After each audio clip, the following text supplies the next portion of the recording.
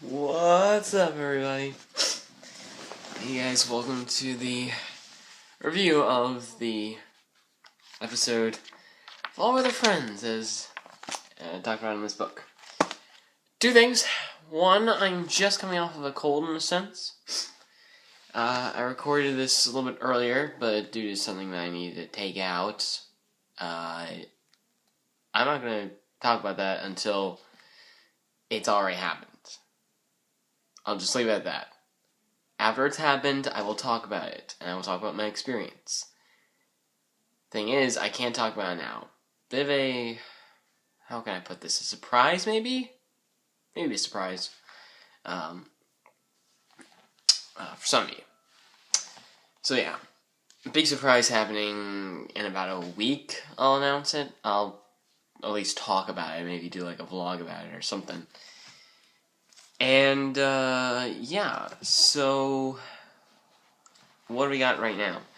We got the review of this, me explaining that I have a cold, and I'm at least getting over it. Still have a bit of a head cold. But one thing I do want to talk about is that there is a new Pony, game, or at least a new version of the game. And in this game, you have, Princess Twilight Sparkle, which I have not gotten to yet. I don't know how you get her, but she's apparently there. And you also have the Equestria Girls actually here. You actually have an Equestria Girls mod thing in the game. It's pretty cool, and it's really addicting in a sense. It only has 3 songs, one of which is just instrumental. The second one being an actual song from the movie. And the third one being from that weird commercial that people are saying, and the third one coming from that commercial that people are saying are weird, but I honestly think is really good for, like, Hasbro. And of course what I'm talking about is the Equestria Girls theme song. Strange New World, or A Strange World, or whatever Megan called it, because she was the one who wrote the movie, so, yeah. And, of course, E.G. Stomp, that's what it's called. Yeah, for those who don't know, remember that one song, Equestria Girls, from Equestria Girls, the movie, aka Helping Twilight Win Her Crown? Yeah. Apparently Hasbro did a live action, like, actual music video for it, so it was pretty cool, and now you have it in the game. And quite honestly, it's really crazy. Each and every one, you can only play as the main 6, no matter if you have them or not. I don't have Rainbow Dash, but I can still play as her. And apparently she's like a dancing whiz or something. She has a multiplier of like 4. And I don't even have her yet.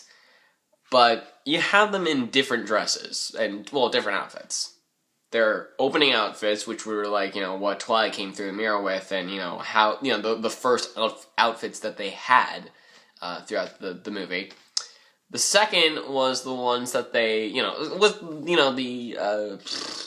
do I say this? The Canterlot High garb, really? The Canterlot High garb that they wore. Third is the Fall Formal Princess outfits prior to the transformation. And the fourth one is with the transformation.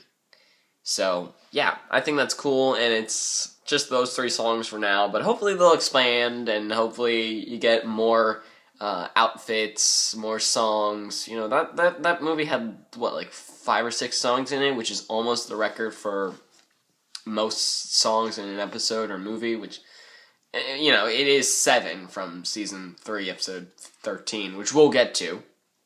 But for now, let's see how fast we can do Fall With Their Friends. Let's do this! No, I closed it. That's not what I wanted to do. Fall With Their Friends by Amy King Rogers. Applejack and Rainbow Dash are enjoying a competitive horseshoe game. Friendly, by the way. When Applejack wins, Rainbow Dash is very disappointed. She hates losing. The 2 ponies play a series of games, but Applejack notices Rainbow Dash using her wings to get ahead with a final score of 15-5. Oh, spoilers. But there's just a lot more. I'm not going to tell you the exact events they go through. Applejack is furious and accuses her opponent of cheating. Rainbow Dash is somewhat insulted and this is a little bit weird, but it says that someone insulted and challenged Applejack to race her in Ponyville's traditional race throwing in the leaves, when it's really Applejack who throws down the torch and says, "Hey, there's this thing called running the leaves tomorrow. The tiebreaker is going to be the race, and of course, there's no wings allowed, even though there are multiple Pegasi in the event. How do they get through it? Same way that unicorns get through with magic. Ha. Actually, I went Pegasus, so I don't know. Anyway, alicorns though are just they can't compete at all because A, they both have magic, and B, they have wings. So cheater, pumpkin eater. I guess this should just be for like Earth ponies or something.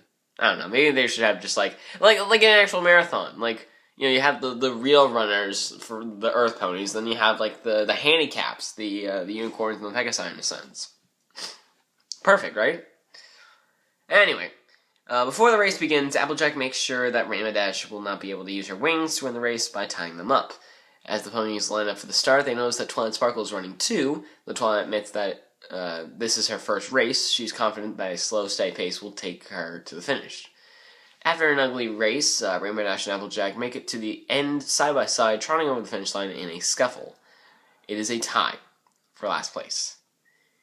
Twilight Sparkle informs her friends that while her slow and steady pace did not get her first place, she was able to win 5th place.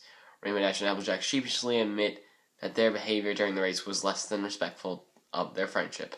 Yada yada yada. Celestia comes in, yada yada yada. Friendship lesson, yada yada yada. They finish up the race. Friendship lesson. Dear Princess Celestia, it's more important to remember that the friendship is always more important than competition. Thank you, Twilight, for that one. And what do I think of this? Straight to it, because we're a little bit behind on time in a sense. Here's what I say on the matter of the subject. I like this episode. I think Amy does a really good job of portraying the characters really well. I think it might have been like Charlotte Fullerton who did the episode of Look Before You Sleep, AJ versus Rarity. Now it's AJ versus Dash, so Dash versus Rarity is all that's left in that triangle. So where's that heading? Sonic Rainboom, perhaps? Larson? Anyway, but yeah, I think AKR does a really good job of, you know, describing this and this whole friendly competition thing. And it's a really good episode, so 8 out of 4. 8 out of 4, no, that would be like a 2, that would be like a 2 out of 1 or something like that. No, 8.4 out of 10, rather. 8.4 out of 10. Excuse me. So that's it. That's the episode. Let me know what you guys think of this episode in the comments. And next episode is Serio's gonna love this one. Yes. Sued for Success. The second half of the episode. The second half of the first season begins with the gigantic song. 2 songs, actually. 2 songs. Gigantic, amazing episode of 2 songs, and you know, it's a Rarity episode, so let's see how that works out. Anyway, guys, so yeah, halfway through season 1. That's where we're at. Also, let me know what you guys think of the new version of the pony game below, if you have the newest version, or Twilight's a Princess and Equestria Girls. Oh, hello. I apparently have 2 days left to win Flash Sentry. Yes, Flash Sentry is apparently in this game, guys. So the only way you can get him is to get the high score in like a 3-day time span. And look at this! Look at this! It's perfect! A 3-day time span to get Flash Sentry. Perfect! Thing is, how often does it open? How long is 30 moons?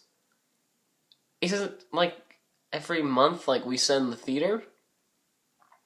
And by we, I mean myself and some girls that were in the theater with some brony friends of theirs watching it. I'll get to it when I get to the movie review. But anyway, that's it. So, Suit for Success coming up next. So, yeah. See you there, guys.